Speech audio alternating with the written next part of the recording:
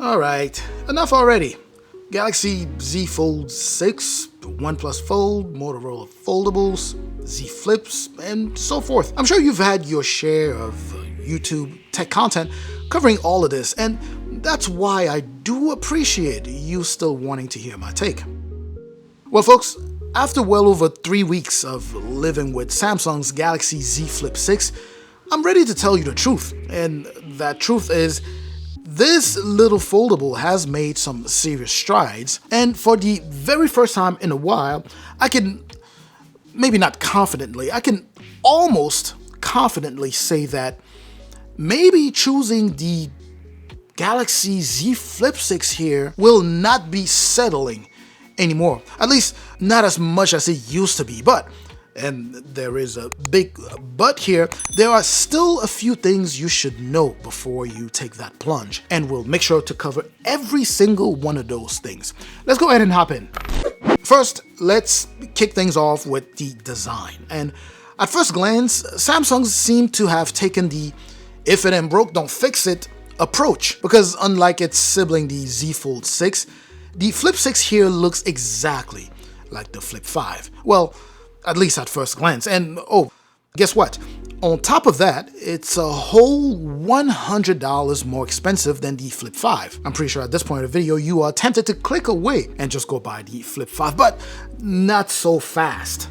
I said at first glance. Believe it or not, the Flip 6 has actually seen some hardware upgrades. This new one sees a slightly squared off design that looks and feels a bit more premium. The frame is now made from Samsung's enhanced armor aluminum, you know, whatever that means, which is set to offer better scratch resistance, and so far it seems to be the case. I opted for the crafted black model here, which has this cool carbon fiber look to it. Additionally, it has this textured feel to it, and that makes it easy to grip, so no need for a case here. It's also a Samsung exclusive color.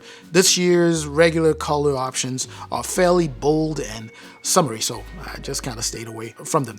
Just like it's always been the case with the previous Flip, when folded this thing is tiny. And truly, to those of you who've never interacted with this phone, you would be shocked to see how small this thing is in hands. Granted, my Goliath-like hands here make it look even smaller, but still, the darn thing is just minuscule. So much that it makes it almost uncomfortable to go back to slab-like behemoth that we've all grown accustomed to using. And to the ladies, you'll especially appreciate this if your wardrobe is full of those frustratingly small pockets.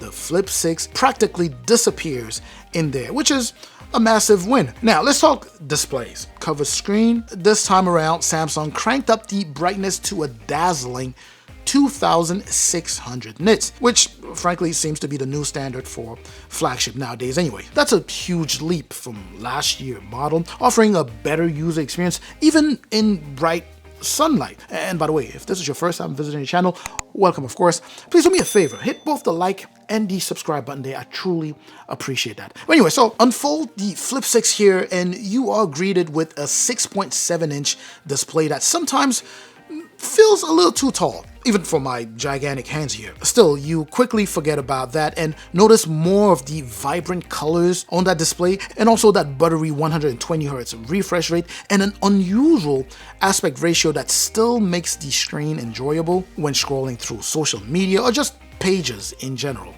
Gorilla Glass Victus 2 here on both the back and the cover screen, so better protection against drops and scratches, which is pretty cool. It's pretty cool. Now, the bezels, if you ask me, they could use a diet. I'd still find them a bit thick, but we all know this technology is going to take the time that it's going to take to get there. Also, the crease is still there, but a lot less distracting than we've known it to be before. So less crease, but still apparent. Now, to be fair, when swiping across the screen or even just general uses of the phone, the crease is actually almost non-existent, both visually and also to the touch. One of the critical components of any foldable phone is the hinge, and Samsung's made some subtle but significant improvements here. The hinge resistance here seems less pronounced, maybe just to me, because some people seem to feel like it's a little bit more resistant, but yet still smooth to operate, and up till today still feel as good as new. Let's call it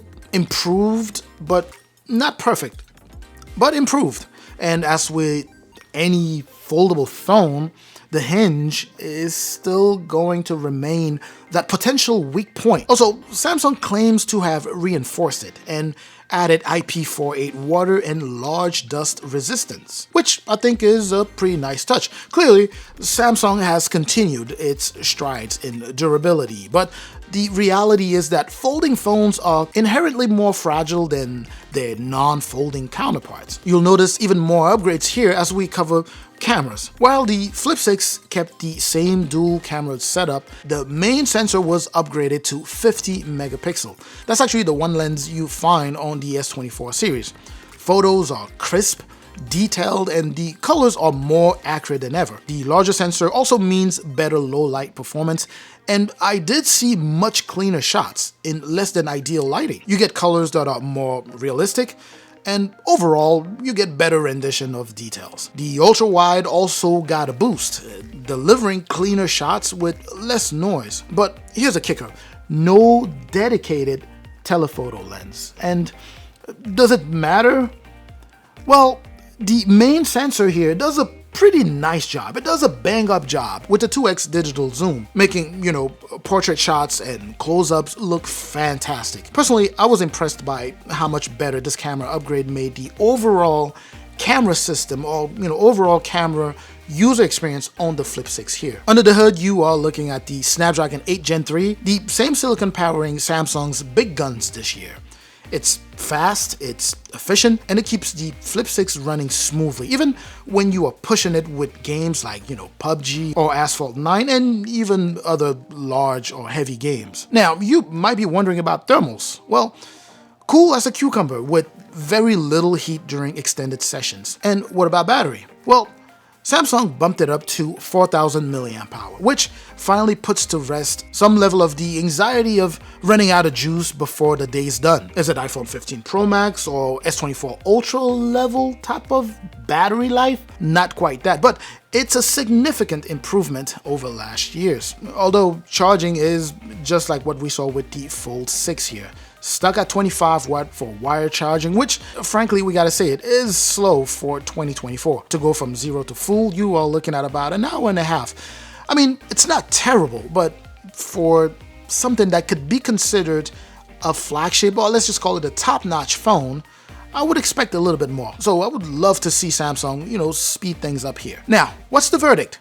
If you've been waiting for a foldable that doesn't force you to compromise, then the Z Flip 6 here is one to consider.